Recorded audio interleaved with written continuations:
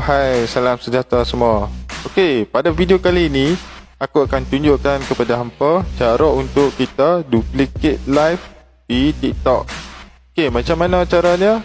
Jom tonton video ini sampai habis. Okey, apa yang hampa perlu buat iaitu hampa perlu tekan go live dulu, hampa live dulu. Okey, kemudian setelah hampa tekan go live, hampa perlu tekan button share. Hampa tekan button share ni. Okey, dekat sini ada banyak sosial media yang boleh hampa share. Okey, bagi aku akan klik di bahagian Telegram ni. Okey, setelah aku klik di bahagian Telegram ni, okey, kemudian aku akan pilih tempat yang aku hendak share.